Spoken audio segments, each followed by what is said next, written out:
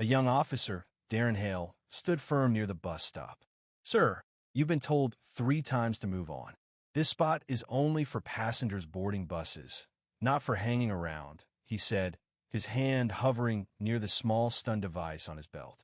Henry Collins, 79, glanced up from the dog-eared spy thriller in his hands, confusion creasing his forehead. "Officer, I'm just waiting for the number 7 bus to the Riverside Medical Center. My appointment is at 3 o'clock, he explained quietly.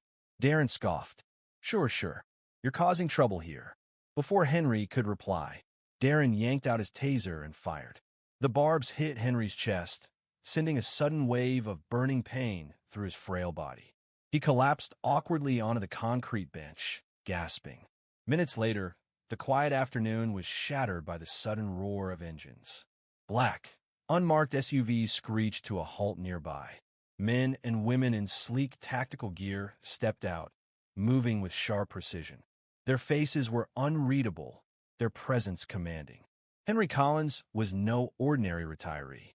His small apartment in the city's older district was sparse but perfectly ordered, a reflection of his disciplined past. For over 3 decades, he served as a chief technician in the Navy, working on secret communications and electronic warfare during tense Cold War years. His work had been classified and isolating, often spent alone under the ocean or in remote listening stations. Now, retired and widowed, he battled loneliness and the persistent ringing in his ears, an unwanted souvenir from years spent near powerful military radar. Henry depended on the public health system for his care, especially for his aching knees and a heart condition. The Riverside Medical Center was only a few blocks away, reachable by the number 7 bus. Arriving early as always, Henry settled onto the plastic bench, opened his book, and prepared for a quiet wait.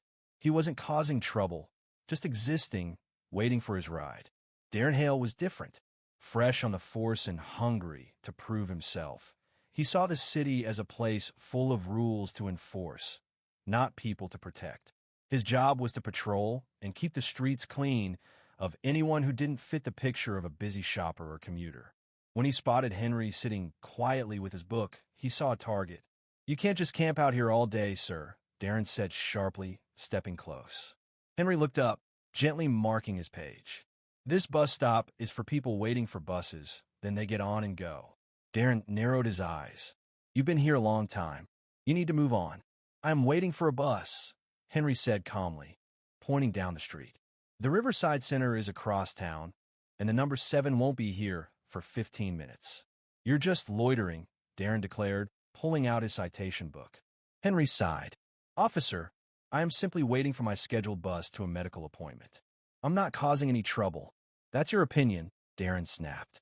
"But by city law, you're occupying space without intent to travel. Move, or I'll have to cite you." Henry knew arguing was pointless. He had faced rigid officials like this before, people who followed rules blindly and missed the human part. "All right," he said, slowly preparing to stand despite his aching knees. But Darren misread Henry's slow movements as defiance. Stepping closer, he growled, "I said now, old man. You think I'm joking?" His hand drifted to his stun device. Startled, Henry raised a hand to show he meant no harm. "There's no need for this, officer. I'm moving." The gesture, however slight, seemed to push Darren over the edge. "You're resisting a lawful order," Darren barked. Before Henry could respond, Darren fired the taser. The darts hit his chest through the thin jacket. Pain exploded, muscles spasmed uncontrollably, and Henry cried out, collapsing to the ground. His book slid away as the world blurred into a harsh, burning haze. Darren stood over him, taser still ready. "Should have moved when I told you," he said, reaching for his radio to call backup. Passers-by stopped, some horrified, others quickly looking away or pulling out phones to record. Henry lay gasping, the electrical shocks still rippling through his body. His heart, already fragile, pounded wildly. The injustice of it all stung almost as much as the pain.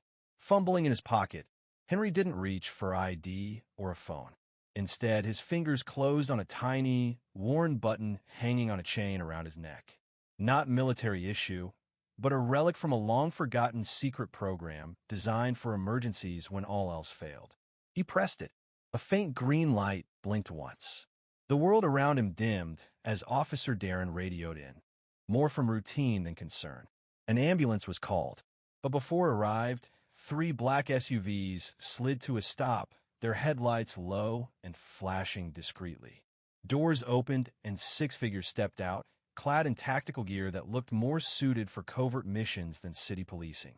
They moved like a well-oiled machine, surrounding Henry quickly and setting up a secure perimeter. The lead operative knelt beside Henry, checking his vitals calmly. "Mr. Collins," the leader said quietly, signal received. "Extraction underway. You're safe now."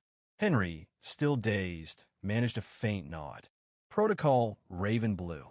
The leader acknowledged, "Copy that." "We have you." Darren was stunned. "Who are you people? This is a police scene." "I tossed this man for resisting." "Step back." The leader ignored him, speaking softly into a wrist comm. Raven Blue confirmed. "Asset located. Requesting immediate federal liaison intervention." Suddenly, Darren's radio crackled, not with local dispatch, but with a voice cold, clipped, and unmistakably federal. "This is Overwatch Unit 912. Stand down immediately. Do not interfere with the Federal Recovery Team. A Department of Defense liaison is en route. Await orders." Darren's bravado vanished. He looked at the team surrounding Henry, then at Henry himself, who was now being gently helped to his feet, and felt a cold shock of confusion. An ambulance arrived, but was politely waved off. The tactical medics had their own advanced equipment. Moments later, a black helicopter, unmarked except for a faint federal emblem, descended swiftly, landing expertly in the middle of the street. The team escorted Henry aboard. Before stepping inside, Henry looked back once at Darren, who was now receiving a stern briefing from a sergeant. There was no anger in Henry's eyes, just a deep exhaustion. The helicopter rose and vanished into the sky, followed by the SUVs melting into traffic. The city was left stunned, witnesses silent, the ambulance crew bewildered, and Darren shaken as frantic calls from federal officials flooded the precinct. The fallout was swift. Darren was suspended pending a full investigation overseen by both Justice and Defense Departments. The city's leaders issued apologies, not only to Henry Collins, whose identity was kept private, but to all veterans.